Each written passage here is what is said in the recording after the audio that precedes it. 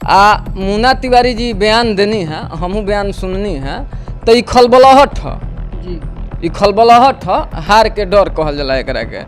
पहली विधायक दूसरा दल के बनल बने, ओकरा बाद आज़ादी के बाद से अभी तक जब भाजपे कांग्रेस आ रहा बा। सांसद डेट में कोनो भी सरकारी ऐसा कार्यालय नहीं है जहाँ बिना भ्रष्टाचार के 100-200 दिले कौनो राउर काम होके, चाहे वो जन्म प्रमाण से पत्र से लेके मृत्यु प्रमाण तक। नमस्कार, मैं अभी बक्सर जिला के बक्सर में मौजूद हूँ और यहाँ पर बिहार में विधानसभा का चर्चा जोरों पे है और बक्सर जिला में बक्सर विधानसभा में जनसुराज की चर्चा भी लगातार हो रही है। उस पर हमारे एक साथ जनसुराज के नेता कह सकते हैं, बेटा कह सकते हैं, युवा साथी मौजूद है। सबसे पहले आपका स्वागत है हमारे चैनल में। सबसे पहले रउआ 360 न्यूज़ के जो भी श्रोता बा सबके हम प्रणाम करतनी। अच्छा, सबसे पहले अपन नाम रउरा बता दी ताकि हमारे दर्शक भी जान सकें। जी, हमार नाम रजनीश कुमार तिवारी पड़ी। कहाँ के रहे वाला ही रउरा? बेसिकली घर तो हमार बैजनाथपुर है, एजा बक्सर में सोहनी पट्टी के हम स्थायी निवासी बने। मैंने अपन घर बा? जी जी बिल्कुल। कैसे रउरा राजनीति में ही नहीं? राजनीति में तो हम छात्र राजनीति से जुड़ल बने। छात्र राजनीति 2009 से हम जुड़ल बने। छात्र राजनीति से समता पार्टी के जिला अध्यक्ष बननी, लोकसभा में नॉमिनेशन भी भइल, रिजेक्ट हो गई। ओकरा मैंने लोकसभा के चुनाव लड़े के तैयारी कर दिल? जी जी, नॉमिनेशन भई रहे। और उम्र का होत हुई भाई? देख के शरीर कोई के विश्वास ना हुई कि रउरा लोकसभा के प्रत्याशी रही। देखी, सेवा करे खातिर उम्र कोनो मायने नहीं खे रखत। उम्र तय नहीं खे कर सकत कि उड़ान कहाँ तक जाई। राजनीति करे खातिर, सेवा करे खातिर, ऐसे कि राजनीति में जनता नेता के सेवक आ मालिक के भावना होखे के चाहिए, तब वो राजनीति सफल होला। चाहे वो राजनीतिक व्यक्ति के सफल मानल जाला। रउर उम्र का होत हुई? लगभग उम्र लगभग 35 साल। 35 साल देखे में तो कोई उम्र ना कही। कहावत में कहल गई बा कि बिहार में घर घर में नेता रउरा मिल जिहन। ये चलते कि एहिजा राजनीति के जो समझ होला नु प्राकृतिक दिन होला, नेचुरल। भले प्रधानमंत्री बिहार से कम बनल पड़न, लेकिन रेल मंत्री सबसे ज़्यादा देवे वाला बिहारे है, समझी। और बिहार में हर गली हर जगह नेता मिली हन। और नेता वैसन कि पूरा देश दुनिया के खबर राखेलन। कहल गई बा कि जब दिल टूटेला तो आदमी दुए चीज़ बनेलन, IAS IPS बने हन, न तो नेता बन के उनकर बदला जरूर लिहन। वही पर जिक्र होता है कि देखी कम उम्र बा, यहाँ के उम्र देखला के हिसाब से रउरो को हम कि बाप रे बाप, यहाँ के तो नहीं लागत। रउरा जान जिम तो आश्चर्यचकित हो जिम कि बक्सर से यहाँ के भावी उम्मीदवार बनी जनसुराज से, हो सकेला कि यहाँ के टिकट मिल जाई। खैर अभी और बातचीत कर जाओ। ये बताइए कि रउरा राजनीति में मतलब छात्र नेता रही जी, है ना, कभी सरकारी नौकरी करे का मन ना किलस? ना, सरकारी नौकरी ऐसे करे के मन ना कैलस कि आज के डेट में कोनो भी सरकारी ऐसा कार्यालय नहीं है जहाँ बिना भ्रष्टाचार के 100-200 दिले कौनो राउर काम होके, चाहे वो जन्म प्रमाण से पत्र से लेके मृत्यु प्रमाण तक। यह बीच में जितना भी कार्य होला एगो मनुष्य के जीवन में, एगो जनता के जीवन में, चाहे वो पढ़ाई, दवाई, सिंचाई, कार्रवाई, सुनवाई, कौनो ऐसा चीज़ बा जौना में भ्रष्टाचार नहीं है। बिना रउआ 100-200 दिले कौनो काम हो जाऊ कौनो भी सरकारी ऑफिस में। जब से हमनी के होश भइल तब से ही देखता होता नहीं जा। तो सरकारी नौकरी करे के चाहे नौकरी के फार्म भरे के मन में ख्याल ऐसे न आयल कि जौन बिहार के परिवेश में अभी राजनीति ऐसा दलदल हो गई बा, एक तरह से नाली हो गई बा। आ उहो इतना गंदा नाली कि एकरा में युवा उतरल नहीं खन चाहत। जौना के हमनी के जनसुराज मुद्दा बनौले बा पलायन। एजा से जे भी IAS बनल बा, चाहे बड़ा अधिकारी बनल बा, उ घर ओकर जरूर बिहार में बा, लेकिन शिक्षा के स्तर एजा इतना गिर गई बा कि उ पढ़े खातिर बाहरे रहता। शिक्षा के स्तर कब बढ़िया रहे हुए बता दी? कबो ना। तो फिर कैसे IAS IPS PCS सब निकलत रहता? कहाँ बिहार से कहाँ निकलता? अरे बिहारे से निकलता। देख, उनकर जन्म स्थान बिहार हो सकता, जन्मस्थली हो सकता, लेकिन सुनी राउर बक्सरे के एगो लड़की रही, UPSC में रैंक 2 नंबर आई रहे। आ पढ़ाई वहाँ के बचपन से लेके मैंने इंटर मैंने मैट्रिक तक ये बक्सरे में भई रहे जी। इंटर करे चल गई दिल्ली यूनिवर्सिटी में, चूँकि कोई भी पढ़े में तेज होला तो अच्छा यूनिवर्सिटी खोजेला, है ना। एकरा में कोनो बड़ा मुद्दा नहीं है। नालंदा यूनिवर्सिटी हमने के खाली विश्व के सबसे मतलब वो गरीब प्राचीन काल में जाए तो सबसे आधुनिक यूनिवर्सिटी मानल जाते रहे, नालंदा यूनिवर्सिटी के महानता के पूरा चीन में गुणगान होते रहे। अलग बात बा कि शिक्षा के थोड़ा अलग कम कर देवल गई जाके, लेकिन ई मत कही कि सब लोग जाके बाहरे तैयारी करके IPS बनेला। कुछ लोग एहिजे से प्रशांते किशोर और नेता बनी 1 से लेके 10वीं तक पढ़ाई अक्सरे में भइल बा। तो रौरा कैसे कहते नहीं कि ना सब देखी 10वीं के बाद तो अलग अलग जगह जा ही के पढ़ेला, चूँकि रौरा जे जैसन मने लायक बा, कोई बक्सर में आके पढ़े लागेला, गाँव से निकलेला, चूँकि इंटर कॉलेज जौन बा शहरे में होला, गाँव में तो होई ना। वही तरी कोई जेकर ज़्यादा तेज बा अपन दिल्ली महाराष्ट्र चल जाला। ई बताई रौर शादी विवाह भइल बा कि ना? जी शादी हो गइल बा। शादी हो गइल बा, चल ई तो कम से कम बढ़िया बा कि रौरा सबके जौन विधायक मिलियन शादीशुदा बड़न। हम कहनी कि ना होकल तो भाई शादी होखे में दिक्कत भइल कि ना, चूँकि रौरा सब में बिरादर में सरकारी नौकरी अनिवार्य बा। स्वर्ण जात में सरकारी नौकरी ना तो समझी कि बियाह कइल बड़ी मुश्किल बा। इहे तो समस्या बा स्वर्ण समाज के कि उ राजनीति में आवल नहीं खन चाहत, लेकिन हमार ससुराल पक्ष भी समाज सेवा से जुड़ल बा। बात समझत नहीं, तो ऐसे शादी ब्याह में ज़्यादा परेशानी नहीं है। समाज के सेवा खातिर केहू ना केहू के तो वहीं के पड़ी। अच्छा ये बताइए, समाज के सेवा करे खातिर राजनीति का है? समाज के सेवा तो बिना राजनीति के भी निष्पक्ष कल जा सकेला। जी जी एकदम निष्पक्ष कल जा सकता। हमार गांव बैजनाथपुर है, रउआ पता कर लेब, ओजा अतना सरकारी भूमि और रास्ता के अतिक्रमण भई रहे कि मतलब हम एगो आम इंसान ओकरा पे कंप्लेन करके 5 साल हम केस लड़नी लगातार हाई कोर्ट जी। ओकरा बाद 5 साल में का क्षति नुकसान भइल हुई हमार समझ सकते नहीं। 5 साल में अतिक्रमण मुक्त भइल, उहो पूरे तरह से ना भइल। तो समाज सेवा में करे खातिर मान ली रउआ भी पैसा बा, लेकिन रउआ सरकारी गली में ढलाई करा सकते नहीं करा सकत, तो ओकरा खातिर पावर होखल जरूरी बा। क्या ई कौना कानून में बा कि ढलाई नहीं करवा सकत? सरकार के हम जमीन दान कर सकेनी, चाहे तो हाई स्कूल बनवा सकेनी, दान कर सकते नहीं, तब ओकरा पे कोनो कार्य नहीं। अब ओकरा पे हाई स्कूल बनवा के हम दान दे सकेनी कहाँ से? पंचायत भवन बनवा के दे सकेनी, सरकार के काहे काटी? जवन बा व्यवस्था वो तो चलते नहीं है ना ई मत कही। देखिए हमारा गांव में, हम अपने गांव को उदाहरण लेते नहीं, बहस नहीं करत। हमारे गांव में एक आदमी जमीन भी दान देले बड़न और स्कूल बनवा भी देले रहन गाँव के फंड से, बाद में ओकरा के सरकारी कइल गई, पहले सरकारी ना रहे।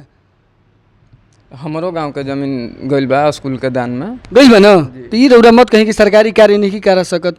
समाज इसने ना देखिए, रउरा युवा बानी, समाज सेवा खातिर राजनीति में आइल जरूरी बा कि आपन जीवन बेहतर बनावे खातिर। आपन जीवन तो कहीं से बेहतर हो सकता है। प्रशांत किशोर जी भी हमनी के का चीज के कमी बा? कोनो कमी बा? ना जौन पावर के रउरा बात करत नहीं, उहे पावर के कमी बा। देखी उहे पावर के कमी बानू तो कहीं ना कहीं अभी 500 करोड़ बा, साता में प्रशांत किशोर यहाँ तो 5000 करोड़ हो जी, 40,000 करोड़ लालू जी के संपत्ति बा। ये बताई कि उनकर पिताजी के विरासत वाला पैसा रहे।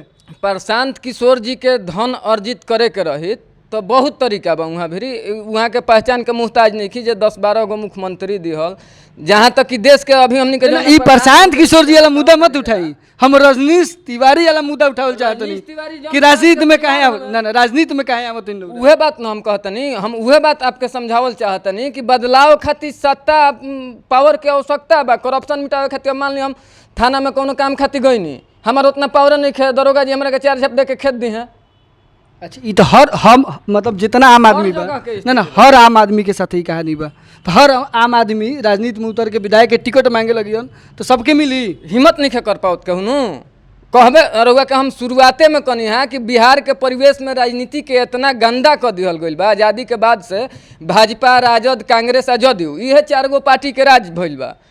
कौनो भी पार्टी बा सब मिलजुल के सरकार बनौले बा। बिहार के राजनीति के इतना गंदा कर दिहल बा कि एकरा में युवा उतरला नहीं खन चाहत के अपन सुख सुविधा त्याग के महाराज आई, केहू आवले नहीं चाहत। अगर आवल चाहित तो आइत आ करित, आज न तो काल केहू ना केहू के करही के पड़ी। शुरुआत केहू के करही के पड़ी ना, शुरुआत यानी कि शुरुआत देखिए कहे के मतलब बा कि यहाँ के युवा बानी, युवा से तीखा सवाल चलते पूछा था कि यहाँ के राजनीति में उतरे वाला बानी। सबसे बड़ा खुशी बा कि कोई युवा राजनीति में आवता। ये बताइए कि पढ़ाई लिखाई रहा कितना भइल बा? पढ़ाई लिखाई हमार कॉमर्स ले इंटरमीडिएट है। इंटरमीडिएट तक ही? जी जी। हो सकेला कि राउर जौन प्रतिनिधि बाड़न रउरो से ज़्यादा पढ़ल लिखल है। बहुत बढ़िया बा, एजुकेशन में भी तौलल जी नु। हमनी के प्रशांत किशोर जी के तो मैनिफेस्टो बा। अगर कौनो पार्टी के नेता खुला मन से कह दस कि हमारे प्रत्याशी खराब होखस तो उनका के वोट नहीं खेदेबे के जनता ले अपील केहू कइले बा? आज तक कोनो पार्टी नहीं, कोनो पार्टी आज़ादी के बाद से लेके अभी तक कोनो पार्टी अपील नहीं कैला कि अगर पार्टी से कोई गलती हो जाती है बाई द वे किसी गलत व्यक्ति को टिकट दे दिया जाता है तो उसको जनता से अपील है कि वोट न करे। ऐसा कौनो पार्टी आके कह दे। ये बताइए कि बक्सर के जनता रौरा के वोट कौन आते मतलब काहे रौरा के दिहन? प्रशांत किशोर जी के पार्टी के छोड़ दें, पार्टी के विजन छोड़ के कैंडिडेट के ऊपर उतरल जाओ कि रजनीश तिवारी के वोट काहे खातिर कइल जी? देखी बक्सर के ऐतिहासिक पृष्ठभूमि रहल बा। बक्सर मान के चली कि प्रभु श्री राम के शिक्षा स्थली है, महर्षि विश्वामित्र के तपोभूमि है, बावन भगवान के अवतरण स्थली है। आज़ादी के बाद से दू हाली एजा दूसरा दल के विधायक आ सांसद बनल बना। विधायक सांसद ना सांसदों बड़ा दूसरा दल के सांसद भी जबानी। हम बात जौन कहत नहीं तौन बात समझी। दू हाली विधायक दूसरा दल के बनल बना। ओकरा बाद आज़ादी के बाद से अभी तक एजा भाजपे कांग्रेस आ रहल बा सांसद विधायक। ठीक बा। अब रउआ बात समझिए एजा बक्सर के मुद्दा का बा। बक्सर विश्वामित्र के तपोभूमि है, शुरू हम कनी है। विश्वामित्र कहाँ बना? बक्सर में कहीं विश्वामित्र रउआ लोकल है ना? कहीं ना। ताड़िका बौद्ध स्थली हो, हमनी को छोट रही जाता है आई जा तड़का के मारत खा के झांकी रहे। अभी बार हुआ बा कागज पर सब कुछ बा, जमीनी स्तर पर नहीं। कहीं ओकर दार्शनिक प्रारूप बा जहाँ जाके आदमी दर्शन कर पावे।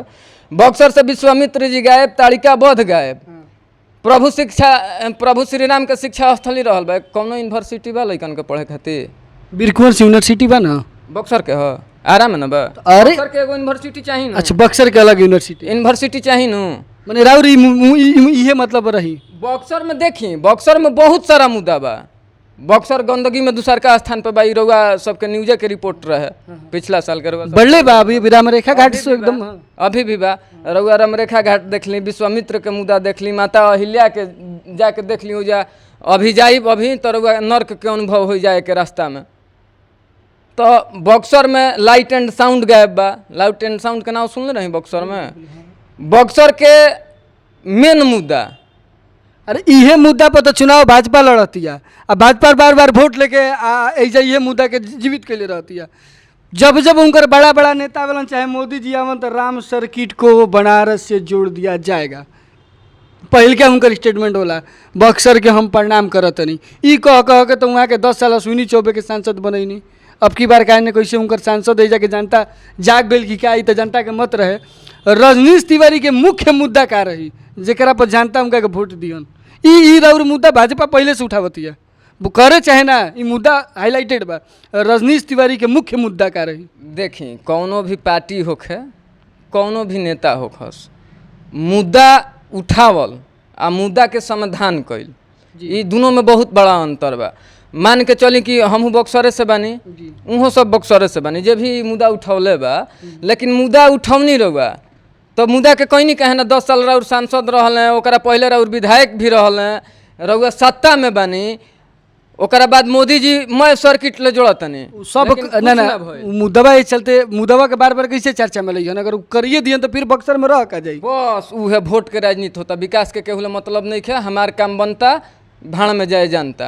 तो ना राउर मुख्य मुद्दा का बा? हमार मुख्य मुद्दा इहे बा कि बक्सर के जौन एक ही चीज बताई। मैं एक ही चीज बताओ तनी। बक्सर के मुख्य मुद्दा बा कि बक्सर शिक्षित होखे आ एकर जौन पहचान बा पौराणिक धार्मिक तौना के जीवंत कइल जाओ। विकास अभी मुन्ना तिवारी जी के एगो बयान चलता है, बड़ी चर्चा में बा।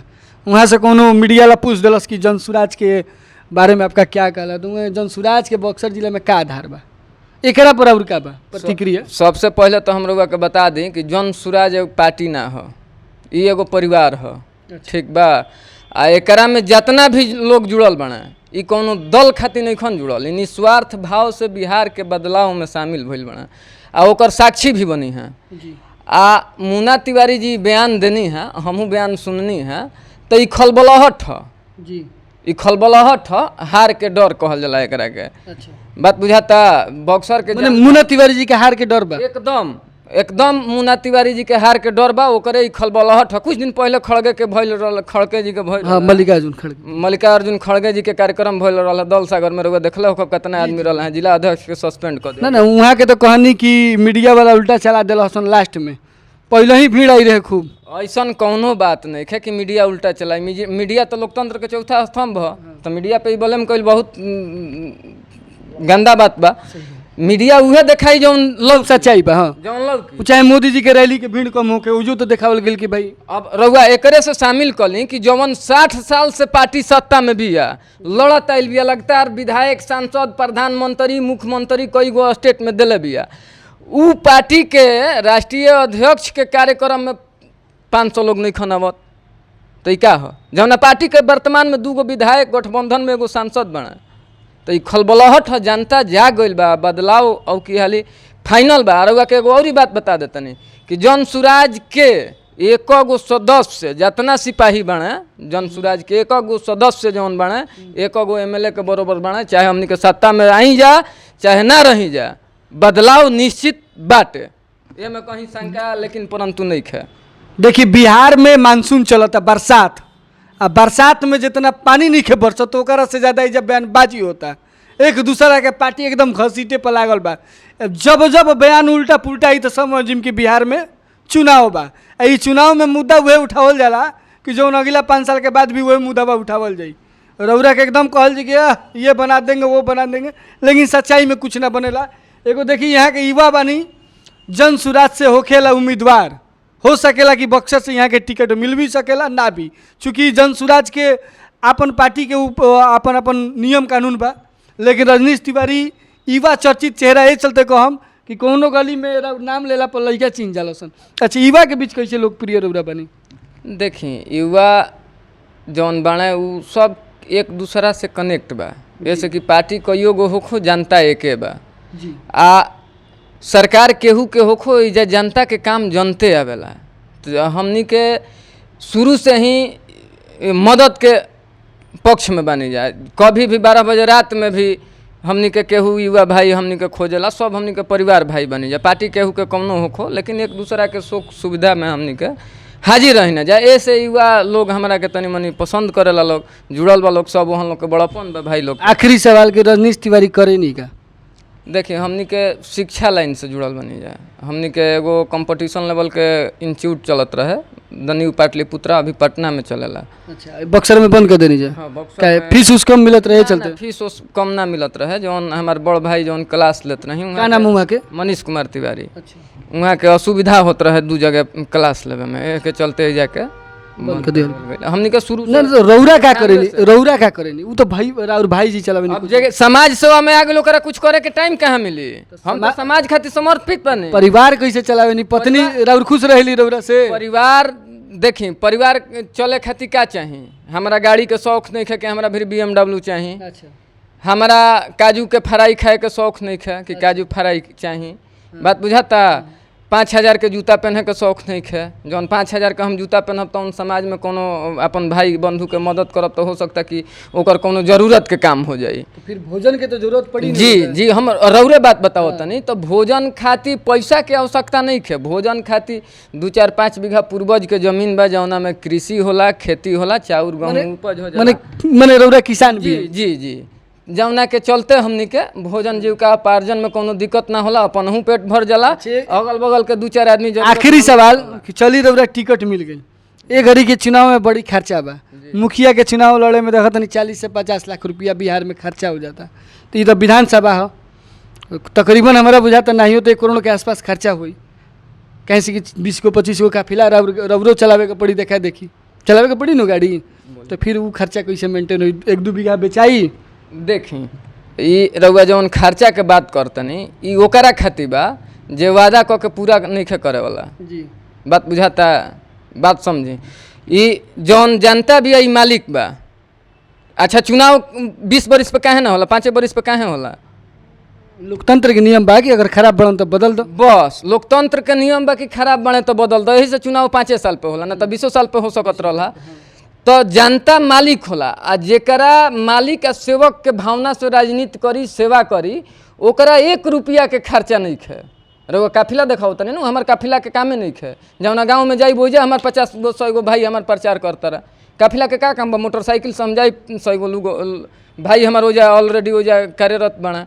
तो जेकरा पे जनता के आशीर्वाद हो जाला, ओकरा कौनो चीज़ के कमी नहीं हो सकत, ना पैसा के, ना भोजन के, ना कुछ कौनो प्रकार के समस्या नहीं हो सकत। हम जनता के विश्वास, भरोसा, आशीर्वाद के सहारे चुनाव के मैदान में चाहे समाज के सेवा में हम बानी। चलिए देखिए, हमरा हो सकेला कि बक्सर के अगिला नागेंद्र झा कह सके नहीं, कहे से कि ऐसने सुन ले रही, हम अभी वहाँ से मिलल नहीं की, लेकिन बचपन में टेम्पू वाला रिक्शा वाला बड़ा चर्चा करेलन कि एगो डुमराव में नागेंद्र झा राज्यसभा सांसद रहन, बड़ी आधुनिकीकरण मतलब काम करेलन। हो सकेला कि जनसुराज के कैंडिडेट के रूप में रजनीश तिवारी वैसने फक्कड़, वैसने कह सकेला जमीनी स्तर के नेता और युवा रौरा सबके बेटा मिलस। रौरा सब कमेंट बॉक्स में जाके लिखी जा कि इनका बारे में क्या विचार बा, है ना, कि मतलब टिकट मिलना चाहिए कि नहीं मिलना चाहिए, टिकट मिलेगा तो क्या लग रहा है कि ये विकास करेंगे कि नहीं, जीत रहे हैं कि नहीं जी। आप लोग कमेंट बॉक्स में आपका इंतजार करेंगे। बहुत बहुत धन्यवाद, है ना। कुछ आखिरी बार रौरा हमने दर्शक के बारे में कुछ कहल चाहती तो कह दी। दर्शक के बारे में का कहे के बा, दर्शक लोग के यह अपील बा, आग्रह बा कि जहाँ तक की बात पहुँचता वो जनसुराज से जुड़ी, विचार के सुनी, रउआ के अपन न्यूज़ के तनी मनी सब्सक्राइब करी, बढ़ाई, ऐसे कि मीडिया भी बंधु लोग सच्चाई तबे देखा पाई लोग कि वहाँ लोग के अपन जौन बा प्यार जनता के आशीर्वाद मिले, ना मिली तो दलाल हो जाए लोग। ना ऐसा कोई बात नहीं, बहुत बहुत बात कहता सही कहा नाम बा कि भाई चली ठीक बा। बहुत बहुत धन्यवाद। युवा बानी, युवा सोच बा, और हर बात के देखी कितना अच्छा तरीके से यहाँ के रखनी, तीखा सवाल के भी कितना सहजता के साथ जवाब देनी कि चुनाव लड़े खातिर पैसा के जरूरत पड़ी, लेकिन उतना भी ना कि दुनिया के दिखावे के पड़े, इतना ना खर्चा कर देम कि 5 साल लूटे के पड़े, मतलब जनता के ही पैसा से चुनाव लड़ल जी और जनता के काम में लगावल जी। रौरा सब अगर ये बात से सहमत बनी जा तो कमेंट में लिखी जा। अभी हम रजनीश तिवारी के साथ रही 360 न्यूज़, हम रवि चौरसिया, और रौरा सबके प्रणाम करती। जय हिंद, जय भारत। हो गई डेट में कोनो भी सरकारी ऐसा कार्यालय नहीं है जहाँ बिना भ्रष्टाचार के 100-200 देले कौनो राउर काम होखे, चाहे वो जन्म प्रमाण से पत्र से लेके आ मृत्यु प्रमाण तक। यह